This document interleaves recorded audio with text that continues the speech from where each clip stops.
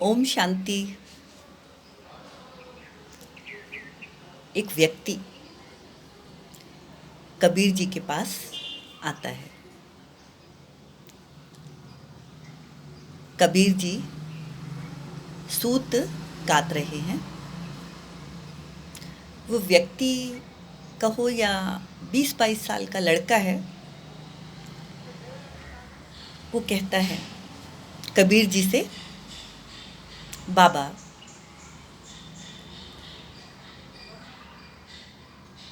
घर वाले मेरी शादी करना चाहते हैं।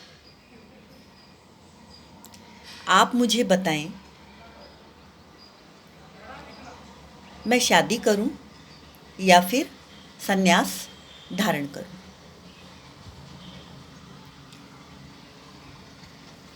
मुझे अध्यात्म में बहुत रुचि है।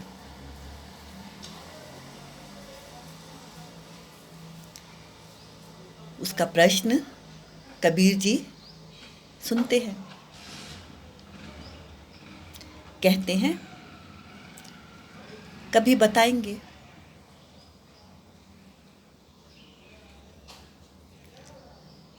वो रोज आता है।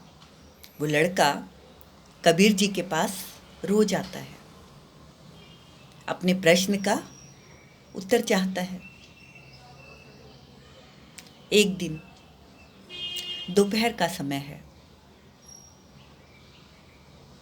12 बजे का समय रहा होगा। कबीर जी अपनी धर्म पत्नी को आवाज देते हैं। कहते हैं एक दीपक जलाकर लेकर आओ। वो चुपचाप दीपक जला हुआ रखकर चली जाती है। वो सूत काटते रहते हैं। संध्या हो गई। उस व्यक्ति को, उस लड़के को कहते हैं चलो हम चलते हैं। ठीक है। वो लड़का कबीर जी के साथ साथ चलता है। एक पहाड़ी है। वो उस पर चढ़ते हैं। रुककर कबीर जी आवाज लगाते हैं। ऊंचाई पर कोई वृद्ध बूढ़ा साधु रहता है। आवाज सुनकर वो देखता है कौन है। कबीर जी कहते हैं महाराज, आप कृपया कर नीचे आए। मुझे आपसे कुछ जरूरी बात पूछनी है। ठीक है। वो बूढ़ा सन्यासी नीचे आता है। नीचे आता है। आने के बाद कबीरदास जी उनसे पूछते हैं कि आपकी उम्र क्या है। वो बूढ़ा सन्यासी प्यार से जवाब देता है 80 साल। ठीक है। वो जैसे तैसे ऊपर पहुंचता ही है। फिर से आवाज लगाते हैं,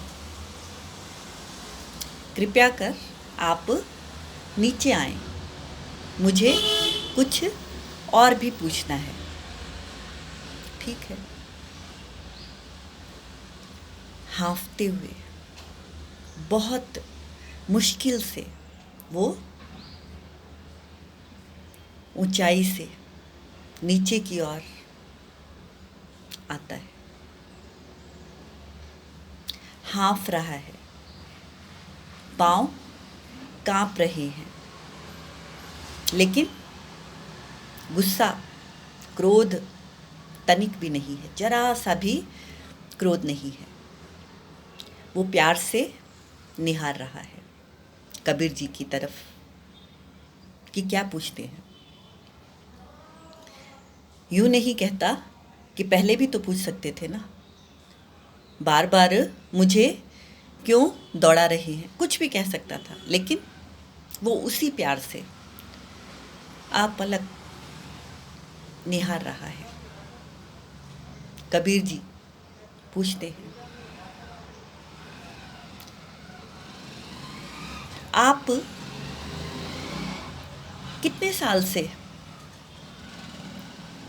इस कुटिया में रह रहे हैं? वो कहता है, करीब 40 साल से मैं इस कुटिया में रह रहा हूँ। कहकर वो फिर वापस ऊपर चला जाता है। फिर से प्यार से कबीरदास जी उसे आवाज़ लगाते हैं, महाराज कृपया कर नीचे आए। बहुत बुरी हालत है उस बूढ़े सन्यासी की, बहुत हाथ पांव सब कुछ कांप रहा है, खांस रहा है, हाल बेहाल है, लेकिन वो उसी प्यार से उसे निहार रहे। खड़े बनते नहीं, उससे खड़ा हुआ नहीं जा रहा है, उस बूढ़े बाबा से, महाराज से, साधु से खड़ा नहीं हुआ जा रहा है, लेकिन प्यार ज्यों का त्यों है, उसमें कमी नहीं आई। क्रोध का तो नामो निशान नहीं है। कबीरदास जी पूछते हैं, आपके सारे दांत उखड़ चुके हैं या कुछ बाकी हैं? वो प्यार से, वो साधु बाबा प्यार से जवाब देता है, आधे से ज़्यादा जा चुके हैं। वो ऊपर ऊंचाई पर, पहाड़ी पर जो उसकी कुटिया है, जैसे तैसे पहुंचता है। कबीरदास जी उस लड़के को लेकर अपने साथ अपने घर पहुंचते हैं। वो लड़का, वो व्यक्ति अपना प्रश्न दोहराता है, कहता है, बाबा आप मुझे बताएं कि मुझे करना क्या है? मैं शादी करूं या संन्यास धारण करूं? कबीरदास जी कहते हैं, दोनों ही ठीक है, बढ़िया हैं, अच्छे हैं। आप शादी करके जीवन यापन करें या फिर संन्यास धारण करें, दोनों अच्छे हैं, लेकिन शर्त ये है कि वो होने उच्च कोटि के चाहिए। वो लड़का कहता है, बाबा उच्च कोटि से आपका अर्थ क्या है? उच्च कोटि का माना, दोनों उदाहरण मैंने आपके सामने रखे। पहला,